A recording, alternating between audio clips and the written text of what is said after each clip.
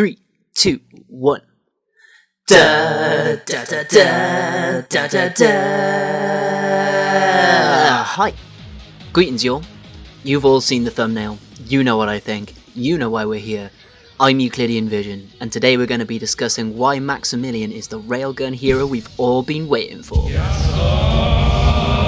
For context, in a recent stream with OWL analyst and ex-OWL player Reinforce, lead Overwatch game designer Jeff Goodman dropped a bunch of behind-the-scenes details about their current design process and progress. And one thing that got me and some others pretty damn excited was the news that they've been working on implementing a railgun into the game. If you don't know what a railgun is, firstly, where have you been? Secondly, it's originally a weapon from the realms of science fiction that has seen actual implementation in the real world, and it uses electromagnetism to launch projectiles from between two conductive rails at enormous speeds. There is a similar concept called the coil gun or the Gauss rifle that applies magnetism across coils rather than rails in order to launch projectiles in a similarly ridiculous manner. These two weapons are often referred to collectively as magnetic weapons or mass drivers. In the real world, our current technology has managed to produce mass drivers that are largely by no means portable by a single person, but that can easily surpass regular explosive-driven projectiles in both travel time and penetration power. In fictional media, railguns are often the more popular or recognisable choice of the two, and have usually been upgraded to the point of being easily portable by a single person while keeping this raw destructive power. We've got tons of examples of mass drivers in games, from, to name just a few, the Quake series, Halo, Fallout, Red Faction, Metal Gear Solid. Films like 1996's Eraser brought this idea closer to reality, and anime such as A Certain Scientific Railgun have taken the concept to even further, more ridiculous heights. But the few core principles of what a railgun does remain pretty strictly throughout, firing magnetically propelled, high damage projectiles at super high speeds that can penetrate through multiple surfaces. So why do I keep on insisting that this weapon should belong to Maximilien specifically, and why have I been saying so since even before Ash was a thing? Firstly, I'll frame how I envision this working before I explain why it's the case. My hypothesis is as such. Inside one, or both, of Maximilien's arms would be a set of magnetic rails or coils that he uses to propel metal coins into the faces of those that displease him. Starting to see why? Because it's pretty damn thematic, right? I mean, the visual distinction of using a coin and manipulating magnetism from within your own body as a weapon says a lot about a character, and as we can see with the Maximilien that we know, who is heavily involved in money and is very distinctly an Omnic, the use of such a weapon with this character would help us evoke so much character and personality just from what it is, showing how deceptive he is by hiding his weapon within his own body, but meaning that he's able to engage in business or danger at any time, keeping the sense of finesse. It also shows a degree of thought has gone into why he uses the weapon that he does. There's quite a few examples of this in current media, and it usually is some kind of philosophical statement to use a coin as a weapon, and especially as we're dealing with someone like Maximilien, the thematic correlation between his choice of weapon and the nature of his business does suggest that there is some reasoning behind it, even if it's just aesthetic. All told, it is an incredibly striking, visually non-standard weapon. It really stands out from all the other characters and makes sure that you know who you're dealing with when you see coins flying everywhere. And that can work both in-world and in-game. It also means he doesn't have to carry around a railgun. Like most other games where you pick up a railgun. It'd be nice to see this concept applied in a less common format. So how it would sort of work logistically, I can totally imagine Omnics being down with altering their own physiology. We've seen examples of this in Bob, and there's examples of this idea of weaponry being integrated into someone's body in other media, such as Ghost in the Shell. The sort of power source doesn't really have to be a logical issue, as Omnics seemingly power themselves for years on end, whatever the Omnic energy is that they utilise.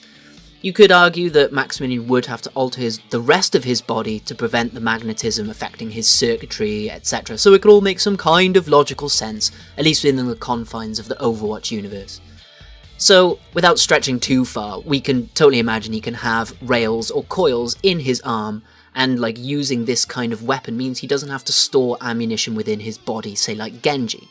It's pushing the concept a little bit, but I think that it makes total sense to not just work as a weapon in-world, but to also be one that you'd particularly associate with Maximilien. And as I mentioned about his views on money, again, this all ties back into his character and possibly his further storylines. Like, if he uses this kind of weapon, I think it can give us two very distinct storylines from where we are. You could either look at it that his use of money is him actually embodying his love of money, and the fact that he appreciates it as a concept, using it as a weapon, embodies his philosophy of using money as a weapon. And then you could take that the total other way and have it almost being like a derogatory use. Like, he actually hates money to the point that he uses it almost as disposable ammunition, maybe to reflect how vacuous he finds the concept of money itself, or just to show how he looks down on humans' over-reliance on it. And what does this say about his view on humans? I think you can again link two very clear and distinct ideas from this. If he likes money, you could argue that it's a display of his reverence for humanity and their concepts. He respects what money is and he likes what it can do. And it being a human concept shows he's trying to be like humanity in some way, or that he at least values some of their ideas. And then you could take that again the total other way, and he despises humans and uses their own greatest tool against them. So even from just a weapon, no further storyline or anything, we can garner quite a few like particular ideas about Maximilien. Obviously those views on humanity are kind of general. He doesn't have to hate or love every single human. And they could even like cross over with his views on money. Like, he could like money but hate humans, and he values the concept over its creator, which could say something about his attitude to him being an Omnic. So yeah, you see, there's a lot that could come from here. So now, the thing that I guess most people are here for, how could it work in game? And I'm going to be looking at this being used as a primary weapon. I don't think that this should be an ability or an ultimate. It's the kind of thing you want to use a railgun, man. But for that reason, it should not be a one-hit kill, like it is in some games and in some instances. It's not always the case. A coil gun for this purpose might actually be better, as they are not as powerful as railguns, yet are much more efficient and reliable, which would befit a weapon that functions as a permanent fixture inside someone's body. So down to like the functionality in-game, I think it would have to be a hit scan weapon because of the travel time of a railgun's projectile is like insanely fast. And it would be semi-automatic, firing only one shot at a time, and you could even limit the clip size to 1. I'd say it would have like a max of 5, I think even that is pushing it. Something like 3 could be a good middle ground, obviously. I think that it would have to have a charge mechanic, like how you would shoot with Hanzo or Widow's scope, and even like Symmetra's orbs, because this weapon's going to have a lot of single instance high impact damage. You're going to need to limit the fire rate in some way, and I think a charge mechanic, especially as he's using magnetism, would be a good way to do this. Could you have some kind of reload mechanic where he has to recharge the electricity in order to be able to fire his next shot? Could you have that emit electricity so you could tactically reload and damage enemies in front of you? You know, there's a few ways you could play with that. As I said, the projectile fired, though, is going to have a high instance of damage. As like a primary weapon, I'd say it should go from anywhere from like 80 to 120 based on the fire rate and the reload speed, and what role Maximilien fills. That we'll sort of discuss in a little. And to keep the core principles of the railgun intact, I think that the railgun shot should be able to penetrate enemies only. I don't think it should penetrate shields or barriers, and I don't think it should penetrate the environment. There's way too many sort of broken interactions there, and it could end up becoming a bit too much of a must-pick in certain situations that we don't want to see. I also don't think Maximilien's iteration of a railgun should have a scope, as it's only functioning from his hand, and we're not allowing the coins in this instance to pass through the environment as a primary weapon anyway. But as they can pass through enemies, I think each enemy hit should reduce the coin's damage to the next enemy by about 10 points per enemy hit. And maybe it's only able to critical hit the initial target, so that there's some tactic in how you use it to deal damage across a team, but the sole focus on the high impact damage only affects one enemy. So now that we've put magnetic coils in his arms, that opens up further possibility for him to be able to manipulate magnetism beyond just acting as a gun.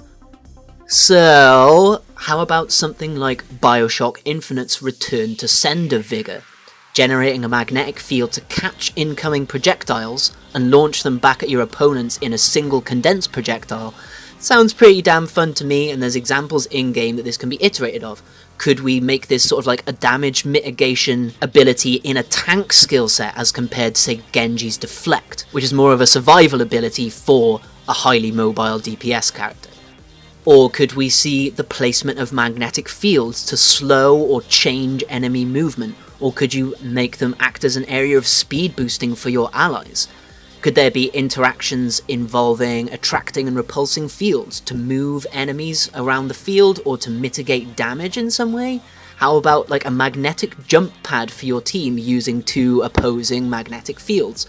What if he had other magnetized projectiles that he could manipulate via repulsion and attraction? So what about even manipulating iron filings as a weapon or as a shield, or surrounding an ally with them in order to deal damage to nearby enemies or provide damage resistance, something like a Zarya bubble? How about just generating electricity? Iris be blind, there's probably more options than I can even dare to count. Blizzard have made the point before that they've been playing with magnetism in terms of abilities, so marrying a railgun and magnetism is just, it's a match made in heaven. Having said all that though, if a certain sexy Omnic lady uses magnetism, as she well might, like, look at her, what if those wings aren't wings, and they're rails?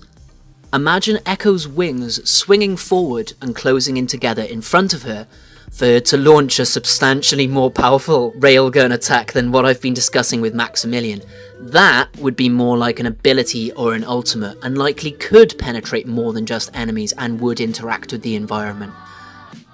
It doesn't really fit with her character, unless that is the whole dilemma of her character.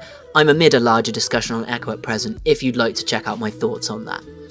But that brings me basically to the end, my friends. Thank you as ever for your time. I've been Euclidean Vision. I hope you can see now why Maximilien should not only be a hero, but that he should be the very evil Omnic Talon tank with the railgun we've all been waiting for. Let me know how wrong I am down in the comments, and may the glorious light of Beskil shine within you. Bye.